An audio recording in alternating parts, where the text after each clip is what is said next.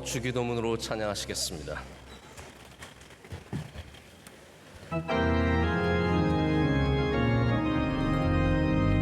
하게 하심을 감사합니다.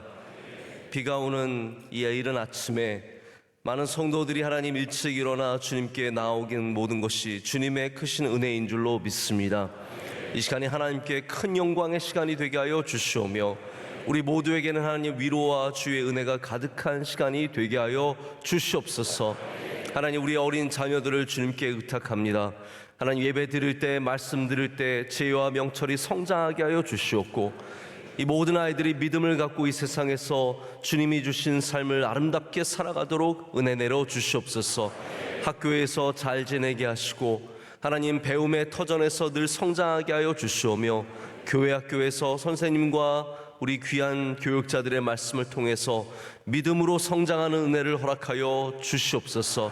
우리 가정을 주님께 의탁합니다. 하나님의 은혜 없이 하루도 살아갈 수 없는 우리를, 연약한 우리를 주의 손으로 굳게 붙잡아 주시오며 날마다 만나의 은혜와 매출하기의 은혜를 내려 주시옵소서. 하나님, 우리 교회를 구름기둥과 불기둥으로 인도하여 주시오며 항상 우리 교회 안에 주의 영광이 가득하게 하여 주시옵소서.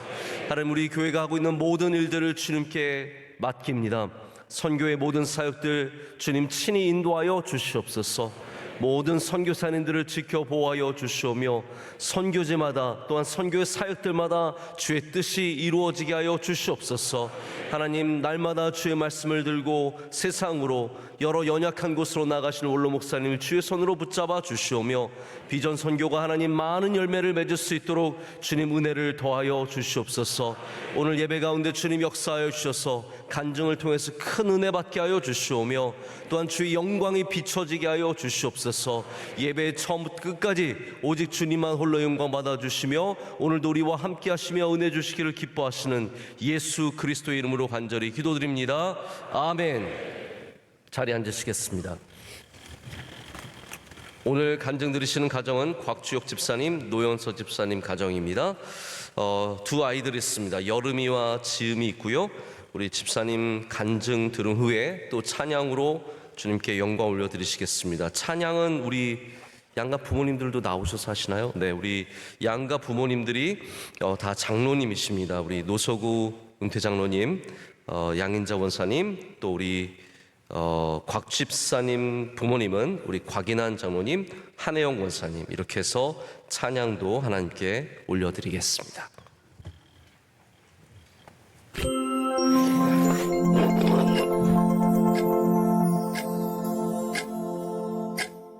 안녕하세요. 산부 예배위원회를 섬기는 곽주혁, 노연서 집사 가정입니다. 저는 1987년 초등학교 1학년 때 같은 유치원을 다녔던 친구의 인도로 명성교회에 나오게 되었습니다. 그리고 2년 뒤에 저희 이제 어머니께서도 같은 아파트에 사시는 집사님들의 권유로 명성교회에 등록하시게 되었고, 이제 어머니의 기도로 아버지께서도 등록을 하시게 되어서 저희 부모님께서는 이제 명성교회에서 신앙생활을 제대로 하시게 되었습니다. 저는 5대째 신앙을 이어오고 있고요. 모태 신앙으로 시작했었습니다. 저희 아버지께서 제가 초등학교 2학년 때인가 광주에서 서울로 이렇게 이제 직장을 옮기시게 되셨어요.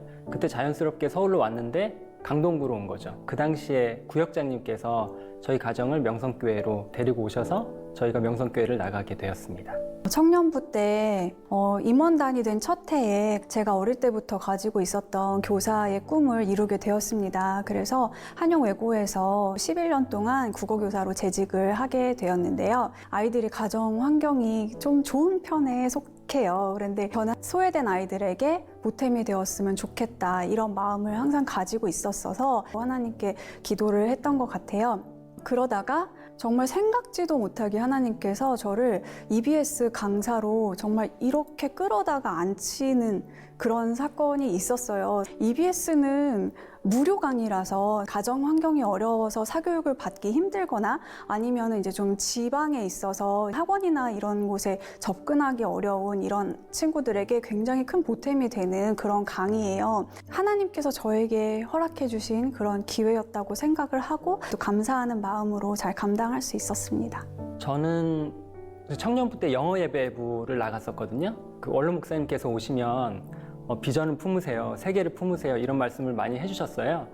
사업을 하면서 선교하는 것 참 멋있을 것 같다. 제가 30살 정도 됐을 때 그런 마음을 품었던 것 같아요. 결혼을 했는데 아내 집사님도 똑같이 그런 생각을 갖고 있더라고요. 은혜를 주셔서 사업하러 갈 수 있는 길을 열어주셔서 실제로 아프리카로 가게 되었습니다. 현지인이 이제 관여가 되지 않은 회사라서 조금 여러 가지 이제 어려움이 있었습니다. 가끔 롤러 목사님께서 에티오피아에 오셨었어요. 힘들지 하시면서 해주시던 말씀이 나도 힘들었다. MCM 만드는데 힘들었고 못 하나 나사 하나도 다 한국에서 갖고 왔다. 못 하나만 있으면 사업을 시작할 수 있다. 이렇게 생각해라. 그 위로 덕에 또 1년, 2년, 3년 이렇게 잘 지냈던 것 같습니다. 한 3년 정도 지났을 때였던 것 같아요. 근데 담임 목사님이 한번 에티오피아를 방문을 하셨는데 세월을 아끼라는 말씀을 해주셨어요. 근데 저희가 그때 사업의 문이 이제 계속 열리지 않았는데 계속 그냥 기다리기보다는 또 다른 길을 찾아보자라고 생각을 해서 에티오피아에서 제일 가까운 곳 유럽 체코에서 새로운 직장 생활을 시작하게 됐습니다. 1년 정도가 지나서 코로나가 막 시작됐어요. 외국인이 병원을 가기 조금 힘든 상황도 벌어지고 그런 상황이 계속 이어져서 한국으로 다시 이제 돌아가기 위해서 이것저것 알아봤는데 또 감사하게도 제가 다니던 직장에 또 연락이 오더라고요.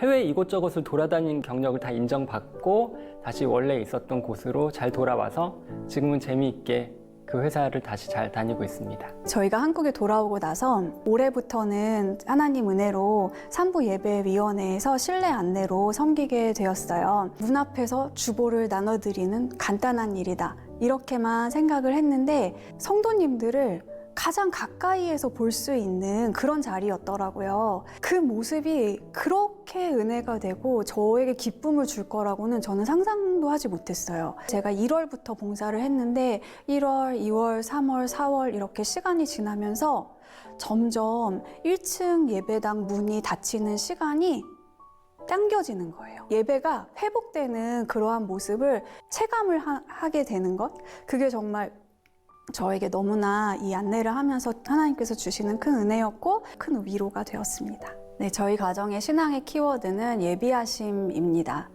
저희 부부는 굉장히 좀 걱정이 많고 불안이 많은 그런 사람들이에요. 하지만 하나님께서 우리를 위해서 예비하셨던 그 많은 사실들, 이런 것들을 기억하면서 앞으로도 그 예비하심을 믿고 살아가는 가정이 되기를 소망합니다.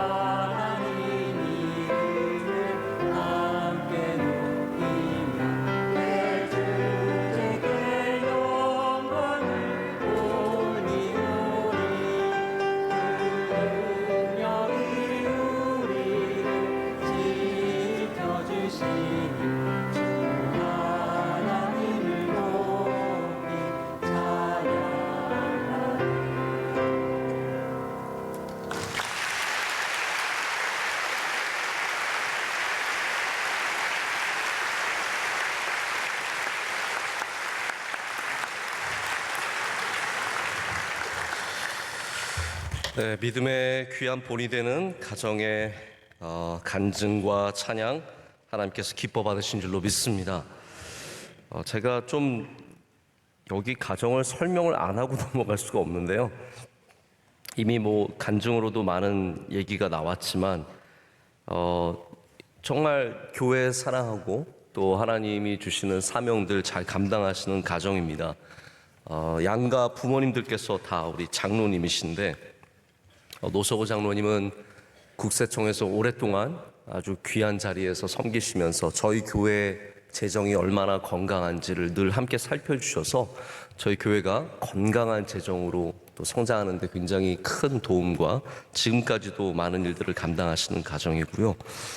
또 곽이나 장로님은 우리 필리핀 마닐라 한국 아카데미 교장으로서 아주 오랜 시간 동안 섬겨주시면서 저희 학교가 잘 안정되고 지금 이렇게 건강하게 성장하기까지 정말 헌신해 주신 귀한 장로님이십니다. 또 우리 두 부부가 제가 뭐 아프리카, 원로 목사님도 아프리카 가실 때마다 보셨지만 저도 아프리카 가서 보니까 본인들은 막 선교를 하러 왔는데 그때 완전히 에티오피아가 꽉 막혀 있고 모든 외환들은 전부 다 금지되어 있어서 뭐 아무것도 할 수 없는 그러한 시간이었어요. 근데 저는 하나님께서 헛되게 보내게 하신 시간은 분명히 아니라고 믿습니다. 그래서 그곳에서 기도하면서 버티면서 제가 갔더니 아프리카 특징이 뭐냐면요, 가면 다 아프리카 사람들처럼 하고 다녀요. 우리나라 사람인데도 얼마나 거기에서 제가 만났는데 너무 마음이 안 내요. 지금도 두 사람이 말랐는데 그땐 더 말랐어요. 여름이는 그때 진짜 말랐거든요. 지금 엄청 찐 거예요. 저게 완전 통통해졌어요. 한국 와가지고 요즘에 맛있는 오징어처럼 통통해졌어요. 그때는 정말 말랐거든요.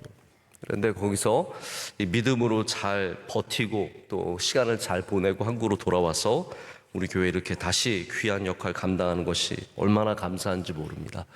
또 노현서 집사님이 원래 굉장히 잘 나가는 EBS 강사였는데 다 내려놓고 선교하기 위해 간 거, 정말 하나님께서 저는 분명히 기뻐 보시고 이 가정에 크신 은혜를 계속해서 주실 줄로 믿습니다. 자, 이제 하나님 주신 말씀 함께 보겠습니다. 사무엘하 18장 16절에서 18절까지의 말씀입니다. 사무엘하 18장 16절에서 18절까지의 말씀, 우리 세 절의 말씀인데요, 다 함께 한 목소리를 읽도록 하겠습니다. 요압이 나팔을 불어 백성들에게 그치게 하니 그들이 이스라엘을 추격하지 아니하고 돌아오니라. 그들이 압살롬을 옮겨다가 숲을 가운데 큰 구멍에 그를 던지고 그 위에 매우 큰 돌무더기를 쌓으니라. 온 이스라엘 무리가 각기 장막으로 도망하니라. 압살롬이 살았을 때에 자기를 위하여 한 비석을 마련하여 세웠으니 이는 그가 자기 이름을 전할 아들이 내게 없다고 말하였음이더라. 그러므로 자기 이름을 기념하여 그 비석에 이름을 붙였으며 그 비석이 왕의 골짜기에 있고 이제까지 그것을 압살롬의 기념비라 일컫더라. 아멘. 이 시간 제가 압살롬의 기념비라는 제목으로 하나님의 말씀을 나누도록 하겠습니다. 우리나라 말에 그런 말이 있지 않습니까? 호랑이는 죽어서 가죽을 남기고 사람은 뭐를 남긴다고요? 이름을 남긴다고 합니다. 왜냐하면 우리 본능적으로 우리는 남기는 것에 굉장히 관심이 있습니다. 내가 죽더라도, 내가 이 세상에 없을지라도 무엇이 남을 것인가, 굉장히 관심이 많을 수밖에 없습니다.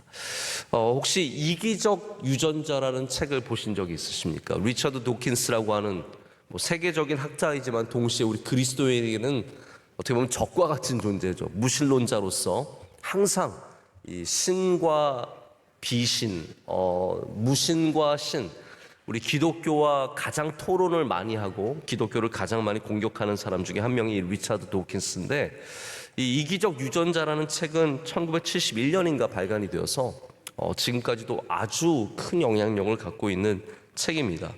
이분이 하는 말이 뭐냐면, 모든 유전자는 자기 이 유전자를 남겨서 이 유전자를 이어가게 하려고 하는 본능적인 것이 있기 때문에 우리가 하는 모든 것들이, 모든 생명체들은 유전자를 남기기 위해서 존재하는 도구에 지나지 않는다라고 얘기를 해서 아주 획기적인 그러한 이 어떤 생물학에 대한 획기적인 발견을 한 사람이죠. 그래서 심지어는 인간조차도, 이분은 신을 전혀 안 믿는 사람이니까 유전자의 복제 욕구를 수행하는 생존 기계다. 우리가 존재하는 이유가 뭐냐? 그냥 유전자가 살아남기 위해서 인간을 이용하는 것뿐이다 라고 얘기를 합니다. 그만큼 모든 것들이 남기는 것, 이어가는 것에 굉장히 어떤 본능적인 욕구를 갖고 있다는 것이죠. 우리 모든 사람들은 또한 다른 사람들이 남긴 것을 보면서 살아갑니다. 누군가가 다 남긴 것들이죠. 그런데 우리 이스라엘에 가면 무엇을 남기는 것이 귀한 것인지를 생각해 보지 않을 수가 없게 됩니다. 예루살렘에 가면 예수님과 동시대를 살았던 헤롯이 남긴 것들이 많이 있습니다. 이 예루살렘의 성벽을 보면 헤롯이 남긴 부분들이 있습니다. 이게 다 성벽이 다 쌓은 시대가 달라요. 헤롯이 남긴 부분은요, 사람이 나를 수 없는 크기의 돌들입니다. 정말 거대한 돌들이 이스라엘 성벽에 남아 있는데 그것이 다 헤롯이 남긴 흔적들입니다. 또 동시에 바깥으로 나가면 헤롯의 궁궐 같은 것들이, 아름다운 건물들과 잔해들이 있어서 헤롯이 얼마나 위대한 큰 정치와 또한 왕의 일들을 했는지를 생각해 보게 됩니다. 자, 반면에 예수님은, 헤롯과 동시대를 살았던 예수님은 남긴 것이 하나도 없습니다. 예수님이 비석을 남기셨습니까? 예수님이 내가 살았던 집이라고 집을 남기셨습니까? 예수님이 나의 유물이라고 무슨 유물을 남기셨습니까? 예수님은 하나도 이 세상에 남겨두지 않으셨는데, 예루살렘과 이스라엘은 모든 것들이 예수님께 집중하고 예수님의 것을 기념하고 있습니다. 우리가 무엇을 남겨야 하는지를 좀 생각해 보지 않을 수가 없습니다. 여러분, 우리가 비석을 세우고 내 이름을 적고 내 것을 많이 남기면 굉장히 많이 남을 것 같지만, 아무것도 남기지 않고 다 주고 다 희생하여도 영원토록 남는 사람들이 될 수 있습니다. 여러분이 어떠한 길을 걸어가야 하는지는 분명하게 아실 거라고 생각합니다. 우리는 헤롯의 길이 아니라 예수님의 길을 걸어가야 합니다. 이 땅에 내 것을, 내 이름을, 내 기념비를, 내 건물을, 내 유산을 많이 남기려고 하지 말고 오직 예수님 잘 믿으면 그 사람이 영원토록 남는 사람이 될 줄로 믿습니다. 그래서 남기지 않아도 남는 존재가 있고 아무리 남겨도 남지 않는 존재들이 있습니다. 압살롬의 죽음의 마지막은 그가 남긴 기념비가 있었다라는 얘기로 오늘 말씀을 마치게 되죠. 근데 이 이야기조차도 아름다운 이야기가 아닙니다. 오늘 말씀의 처음부터 좀 돌아가서 생각을 해봤으면 좋겠습니다. 오늘 말씀은 요압이 나팔을 부는 것으로 시작합니다. 나팔을 불었습니다. 그러자 이제 이스라엘을 쫓아가던 모든 군사들이 멈추고 전쟁이 멈추게 되었습니다. 그래서 전쟁을 멈추는 나팔 소리, 여러분 얼마나 좋은 소리이겠습니까? 여러 가지 나팔 소리가 있습니다. 제가 군에 있을 때는 저희 아침에 6시에 보통 이제 기상을 하게 되는데 이 녹음된 나팔 소리가 나요. 빵빠라빠빠빠빠빠빠빠빠빠빠빠 그러면서 엄청나게 나팔 소리가 크게 울립니다. 그러면 다들 막 너무너무 힘들게 일어났던 기억이 아직도 생생합니다. 여러분, 우리를 힘들게 하는 나팔 소리가 있죠. 또 이제 군에는 다 나팔 소리인 것 같아요. 보통 이제 별들이 내리게 되면 별 수에 따라서 나팔이 한 번 울리든지, 별이 3개 달리신 분은요 나팔을 3번 붑니다. 빰빠라빰빰빰빰빰, 이게 3번 울려서 큰 별이 왔다, 높은 별이 왔다 알려주면 우리 사병들에게는 고통의 소리예요. 나팔의 숫자가 많아질수록 우리는 더 많은 아픔을, 그래서 사단장 한번 온다는 부대들은요, 저는 그래도 그나마 군단에 있었어요. 여러분, 군단은 뭐냐면 3스타가 군단장입니다. 꽤 높은 부대죠. 저희는 늘 별을 봐요. 저는 큰 실수를 한 적이 있는데, 저는 늘 이렇게 본부를 왔다 갔다 하다 보니까 소령에게는 그렇게 저희 부대는 크게 인사하지 않습니다. 저희는 뭐 북진이었는데 소령을 보면 북진 이럽니다. 소령한테까지 뭐 북진 이럴 필요 없어요. 그런데 별은 다릅니다. 별한테 북진 이러면 그대로 감방 갑니다.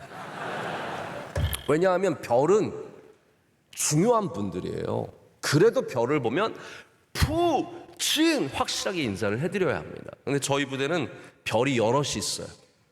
하나짜리도 계시고 2개짜리도 계시고, 그리고 군단장이 3개짜리가 있어요.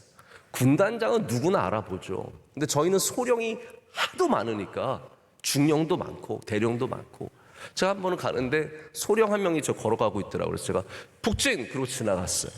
알고 봤더니 이분이 별이었어요.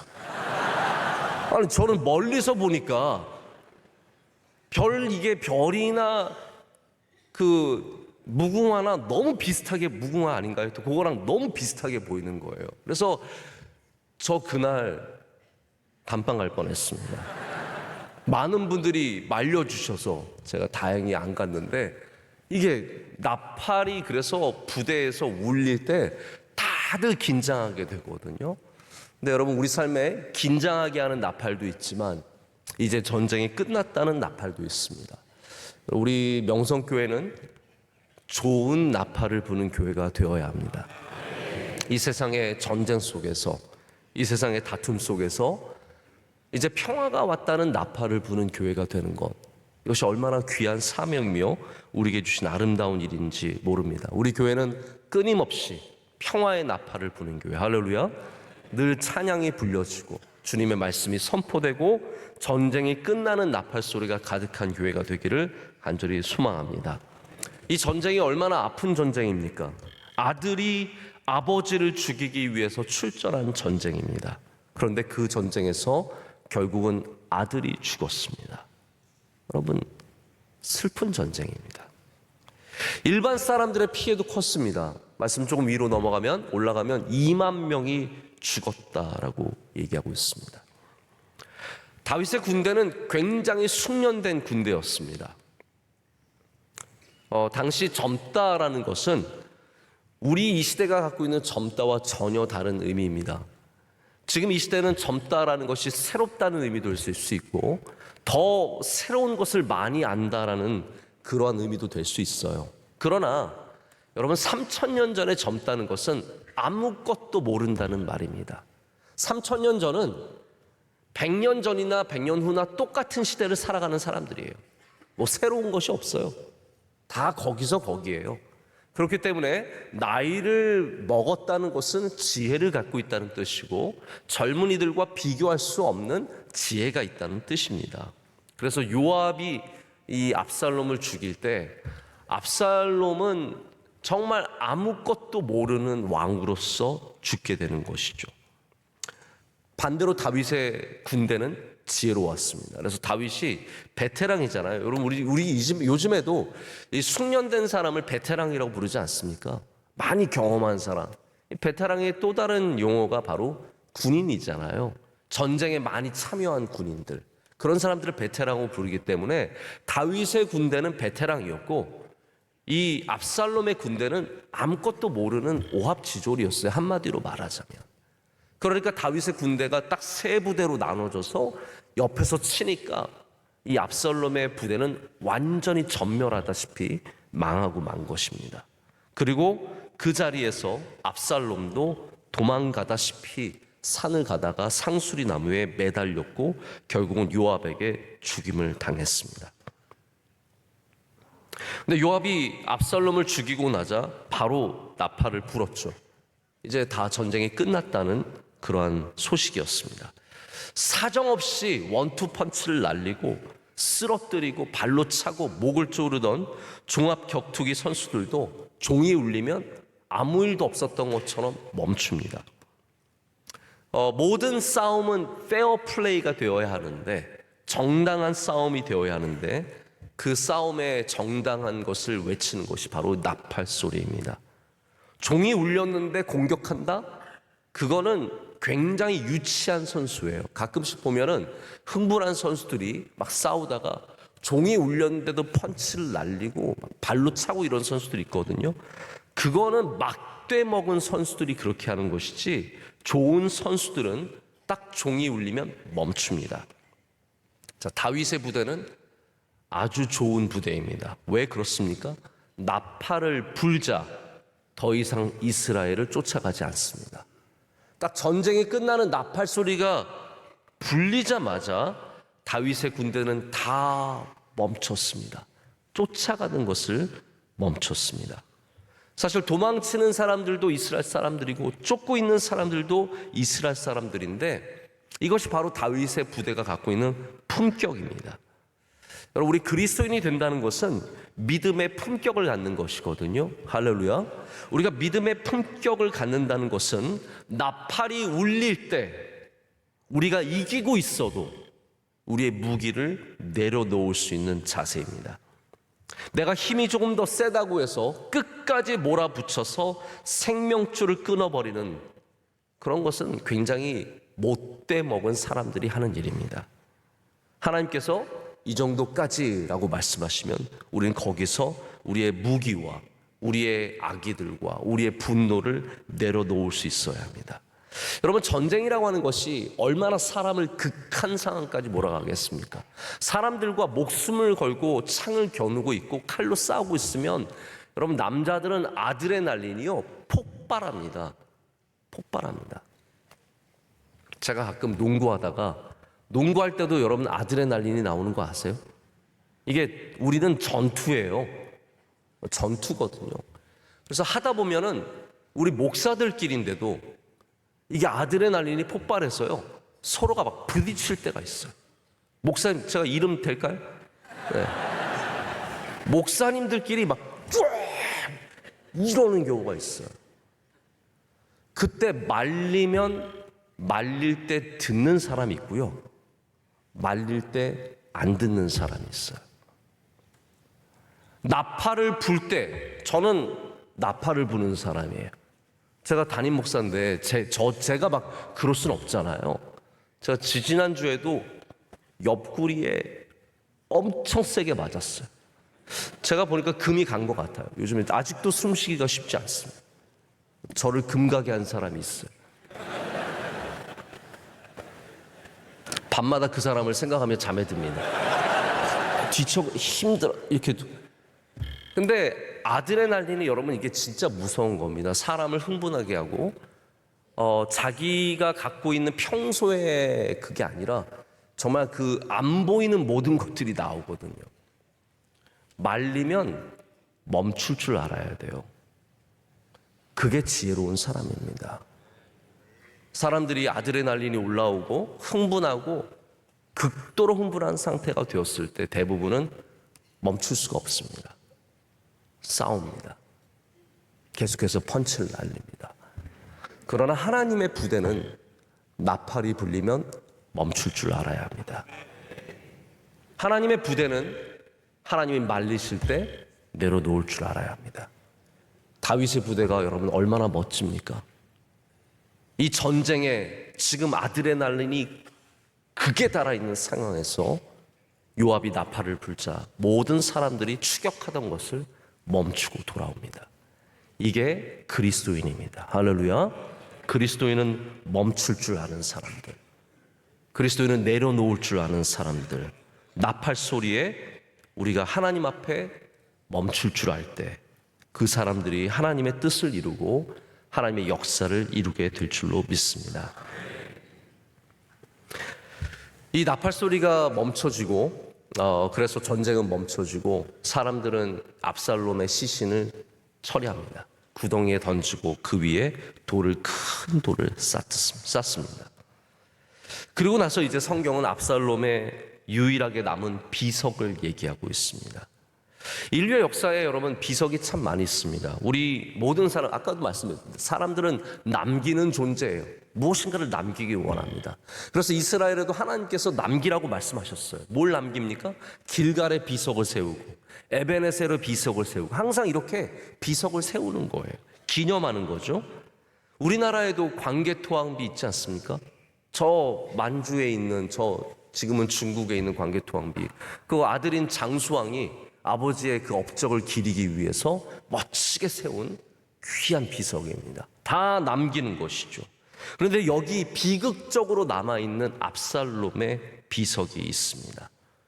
여러분, 압살롬의 비석은 뭔가 아프고 뭔가 서글프고 뭔가 외로움이 있습니다. 압살롬을 왜 이 비석이 이렇게 슬프고 괴로울까요? 자, 여기에 대해서 좀 말씀을 드리려고 합니다. 압살롬은 뭔가를 이루려고 하는 사람이었어요. 내가 뭔가를 이루어야겠다. 그 압살롬이 되길 원했던 것이 무엇입니까? 그는 왕이 되기를 원했습니다. 왕이 되어서 이 나라를 다스리고 싶은 그런 욕구가 있었습니다. 그런데 압살롬은 기다리면 될 수도 있는 사람이었어요. 그러나 그는 기다리지 못하고 그의 아버지를 배반했습니다. 우리가 무엇인가를 이루려면 반드시 믿음으로 인내하고 기다리는 과정을 잘 감당해야 합니다. 그것이 성경의 법칙입니다. 하나님께서는 사람을 세우시고 반드시 기다림의 과정들을 겪게 하십니다. 우리는 들어가자마자 뭔가 큰 업적을 이루고 대단한 일을 이루고 싶지만 하나님은 항상 워워워워 아니라는 거예요. 그래서 성경에 기다리지 못하는 사람들은 다 하나님의 뜻을 거역하는 과정을 겪게 됩니다. 여러분, 기다리지 못한다는 것이 그냥 우리가 입에 떨어질 때까지 기다리지 못한다는 것을 그런 의미를 말하는 것이 아닙니다. 우리가 기다린다는 말이 무엇일까요, 여러분? 하나님을 기다린다. 그것이 그냥 마냥 앉아서 내 입에 뭔가가 떨어져서 일이 완성이 되는 것을 기다리라는 말은 아니죠. 기다리라는 말은요, 하나님을 주목하라는 말이에요. 기다리라는 말은 조바심을 내지 말라는 말입니다. 인간적으로 해결하지 말라는 말입니다. 우리가 하나님의 말씀대로 하나님의 뜻대로 살아가기를 원하면서 기다리면 주님의 뜻이 이루어질 줄로 믿습니다. 자, 아버지를 반역하는 것은 성경적일까요? 인간적일까요? 이건 인간적인 거예요. 아버지를 반역해서 아버지를 죽이고 왕이 되겠다? 이거는 절대로 어떤 의미에서 봐도 하나님을 기다리는 자세는 아니라는 거죠. 다윗을 보십시오. 반대되는 다윗을 보면 자신의 장인을 배반하지 않았습니다. 자신의 장인을 반역하지 않았습니다. 사울이 아무리 자기를 죽이려고 할지라도 다윗은 하나님의 때를 묵묵히 기다렸습니다. 광야에서 쫓겨다니며 그는 끝까지 기다렸고 하나님께서 그를 세우실 때 헤브론에 갔고 헤브론에서 또 기다려서 마침내 예루살렘에 가서 이스라엘 전부의 왕이 되었습니다. 할렐루야. 이게 기다리는 사람의 자세라는 거죠. 성경에 기다리지 못하는 사람들이 많이 있지만 오늘 전쟁에 두 사람이 만난 거예요. 그 사람이 누구입니까? 한 명은 압살롬이고 한 명은 요압입니다. 요압도 기다리지 못하는 사람이에요. 요압이 압살롬을 죽일 때 한 말이 있습니다. 14절 말씀 한번 올라가서 보실까요? 14절 말씀 우리 다 함께 읽겠습니다. 요압이 이르되 나는 너와 같이 지체할 수 없다 하고 손에 작은 창 셋을 가지고 가서 상수리나무 가운데서 아직 살아있는 압살롬의 심장을 찌르니.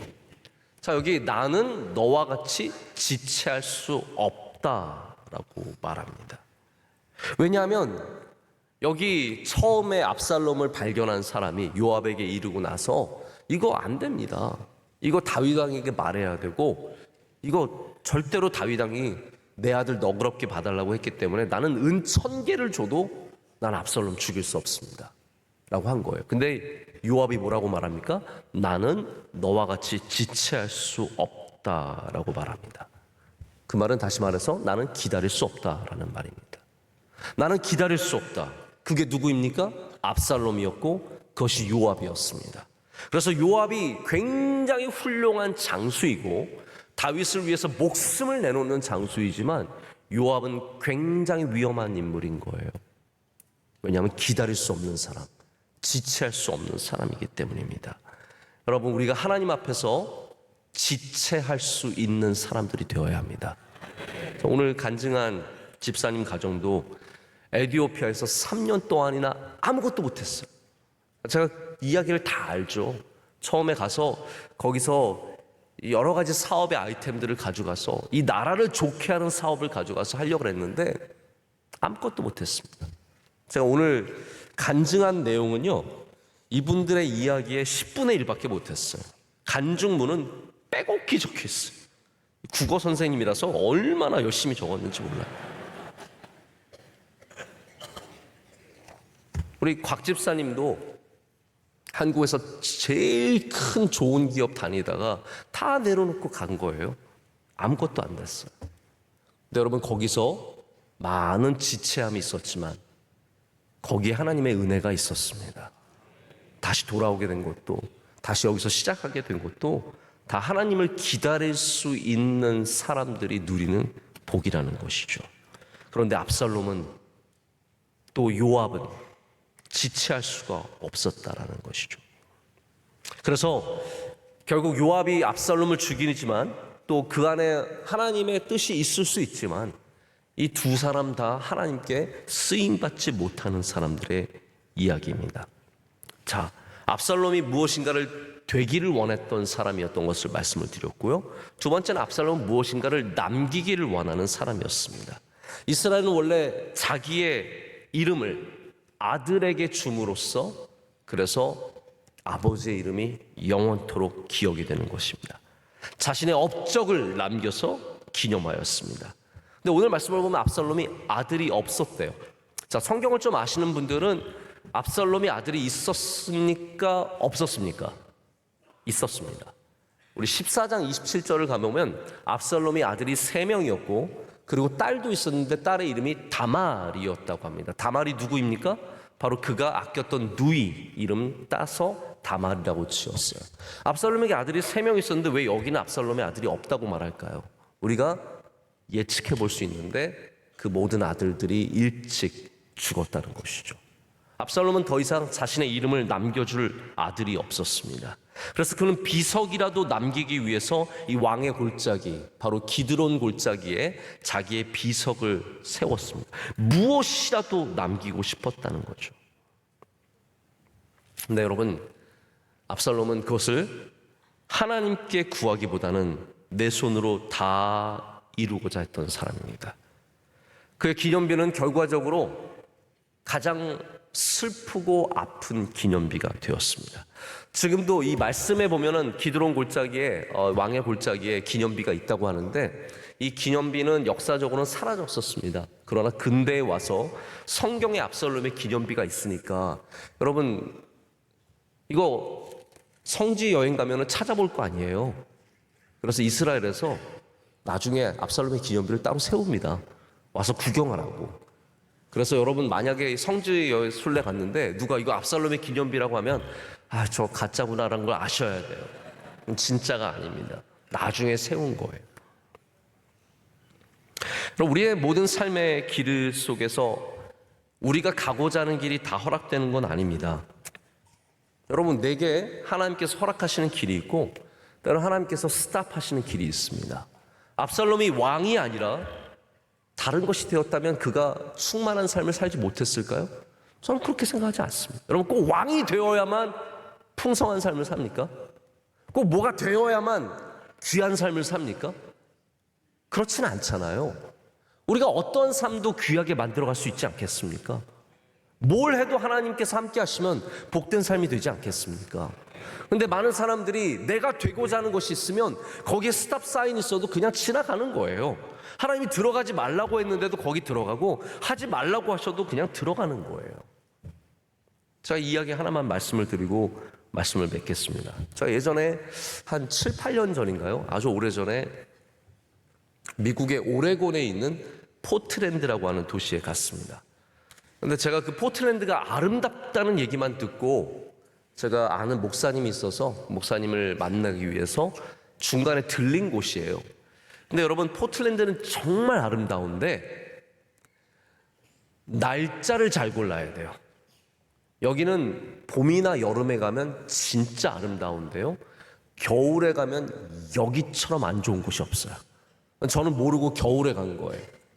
겨울에 갔는데 내렸더니 우중충하고 뭐 눈이 막 끊임없이 내리고, 눈도 아름다운 눈이 아니에요. 진눈깨비, 걸을 수 없는 진눈깨비가 왔어요.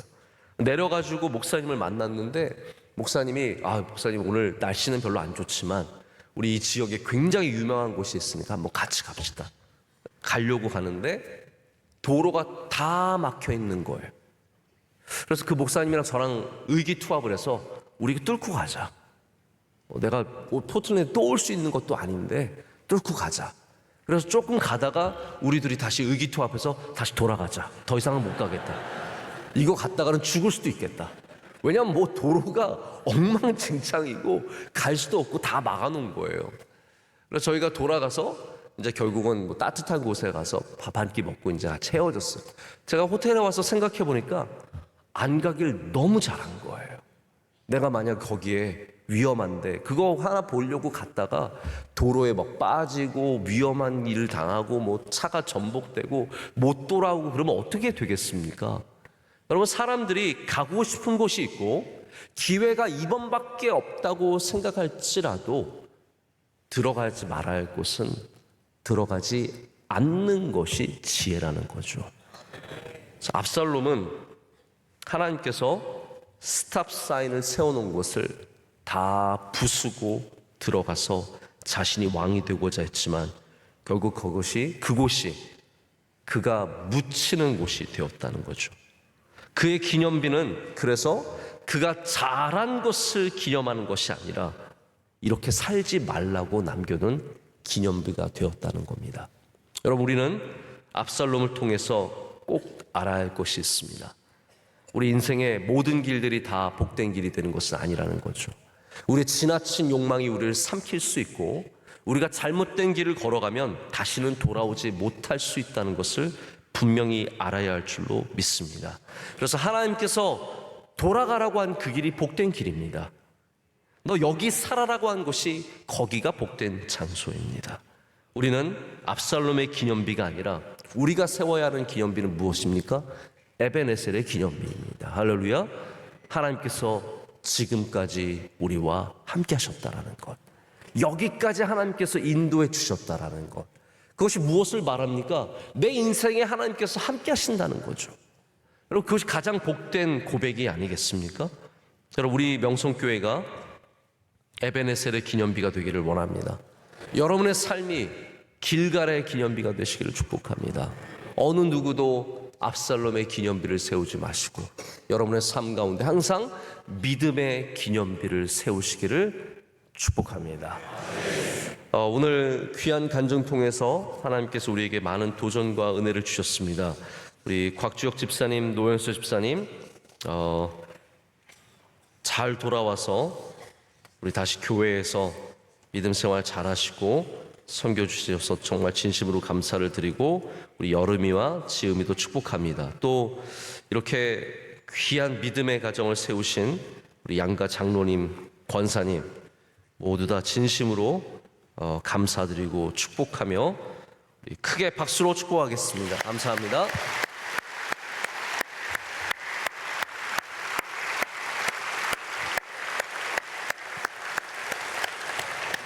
오늘 비도 오고 특별히 중고등부가 지금 시험 기간이래요.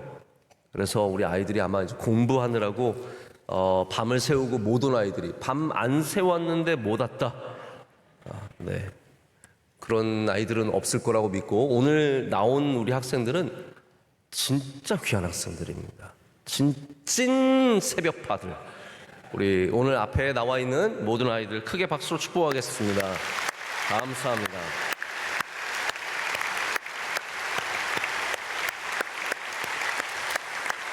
이번 주 다가오는 이제 주일 안에 저희가 대식당 공사가 끝납니다. 이제 다음 주일부터, 내일 말고요. 내일 가서 괜히 대식당 들어가지 마십시오. 그 다음 주부터는 저희가 대식당에 들어가서 식사를 할 수 있습니다.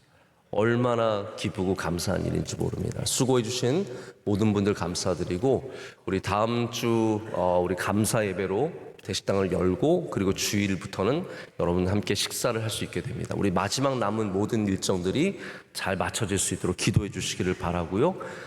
또 그 다음 주가 우리 어린이 주일, 어버이 주일 합쳐서 우리 가정의 주일로 섬기게 됩니다. 이 모든 예배에 하나님께서 은혜 주시고 우리 아이들에게 큰 기쁨의 시간 될 수 있도록 제가 경험해 보니까 의외로 어린이 주일에 비가 올 때가 많았습니다.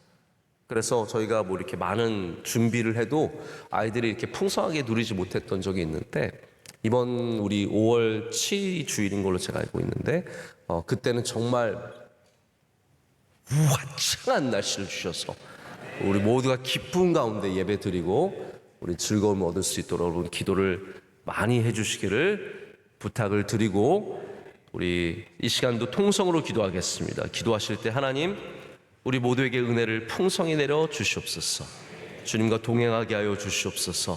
우리 헛된 길을 걸어가지 않게 하시고 압살롬처럼 걸어가지 않게 하여 주시고 하나님을 기다릴 수 있는 주의 백성들, 나팔 소리에 무기를 내려놓을 수 있는 다윗의 군대들 되게 하여 주시고 우리 삶 가운데 주님께서 열어주시는 길들과 주님께서 닫아주시는 길들을 잘 분별하여서 헛된 길로 들어가지 않게 하여 주시고 주님이 기뻐하시는 길로 동행하게 하여 주시옵소서.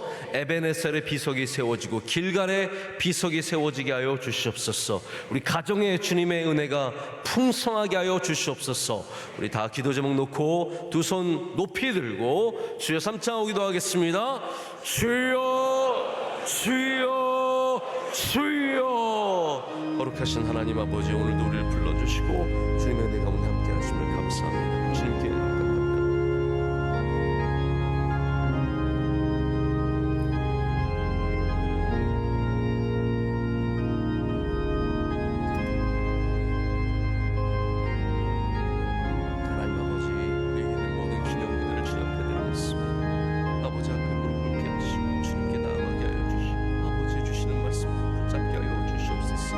삶에 있는 모든 헛된 기념비들을 다 제하게 하여 주시고 아버지만이 영광받게 하여 주시며 주님 외에는 다른 기념비를 세우지 않게 하여 주시며 나의 이름은 하나도 없게 하여 주시오며 오직 주님의 이름만 드러나게 하여 주시옵소서. 아버지 하나님, 우리 인생 가운데 주님 항상 동행하여 주셔서 하나님 어려운 길 힘든 길을 걸어갈 때마다 위로하시고 세임 주시며 아버지의 영광으로 우리께 인도하여 주시옵고 하나님 넘어지지 않게 하여 주시며 다시 일어서게 하여 주시오며 복된 길을 끊임없이 걸어갈 수 있도록 주여 축복하여 주시옵소서. 주의 사랑하신 자녀들 한 명 한 명 주의 손으로 붙잡아 주시며 가정마다 주의 은혜가 넘쳐나게 하여 주시며 이 귀한 아이들 주님께서 한 생명 한 생명 귀하게 사용하여 주시고 주의 영광을 부어주시오며 은혜를 내려 주시옵소서. 지혜와 명철 허락하여 주시오며 하나님 나라 쓰임받는 일꾼들에게 일당백의 삶을 살게 하셔서 하나님 아버지 인구는 줄어들고 있지만 더욱더 부흥하고 반성하는 번성하는 가정들 주님 기뻐하시는 교회들이 되게 하여 주시옵소서. 우리 삶을 주님 앞에 내려놓습니다. 헛된 지혜를 갖지 않게 하여 주시고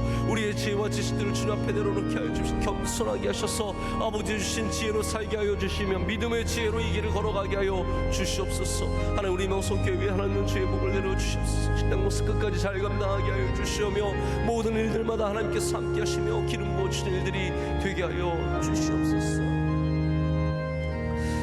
하나님 아버지 감사합니다. 오늘 새벽 예배 지키는 주의 모든 사랑하는 백성들에게 하나님의 한없는 은혜와 긍휼을 베풀어 주시옵소서. 가정을 주님께 올려드립니다. 가정마다 은혜가 있게 하여 주시고 모든 기도의 제목이 응답받게 하여 주시옵소서. 하나님 우리 어린 자녀들 시험 기간에도 새벽을 깨우고 나왔습니다. 하나님 지혜를 주시고 명철을 주시고 이 세상을 압살롬이 아니라 다윗처럼 살아가는 주의 자녀들 되게 하여 주시옵소서. 하나님 오늘 주신 말씀을 다시 되새깁니다. 우리도 주님께서 나팔 부실 때 우리의 모든 무기들을 내려놓고 악의들을 내려놓고 적의를 내려놓고 평화를 되찾게 하여 주시옵소서. 다윗의 군대처럼 훈련받은 군대들 되게 하여 주시고 믿음의 부대들 되게 하여 주셔서 하나님이 부르시는 곳으로 가서 싸우고 또한 하나님께서 평화를 말씀하실 때 평화를 이루는 주님의 귀한 백성들 군대들 되게 하여 주시옵소서. 하나님 아버지, 우리 압살롬의 기념비를 다시 생각합니다. 이 세상에 남기고 싶은 것이 많지만 하나님 믿음만 남기게 하여 주시옵고 기도만 남겨지게 하여 주시오며 우리의 모든 남기고자 하는 욕망들, 나의 이름과 나의 명예와 나의 권력을 다 주님 앞에 내려놓는 주님의 백성들 되게 하여 주시옵소서.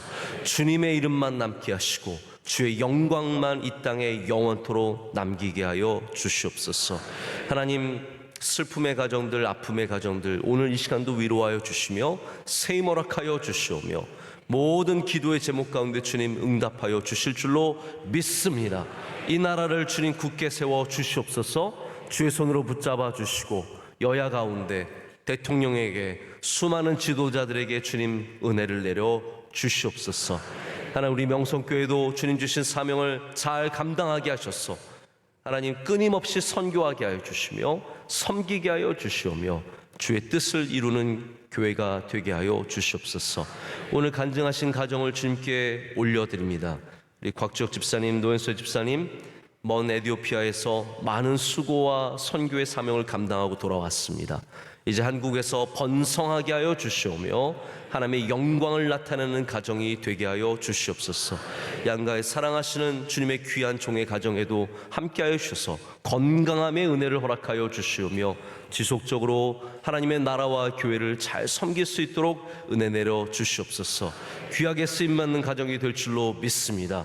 하나님, 돌아가는 발걸음 지켜주시고 어디를 가든지 주님 우리와 동행하여 주셔서 주의 영광이 나타나게 될 줄로 믿습니다.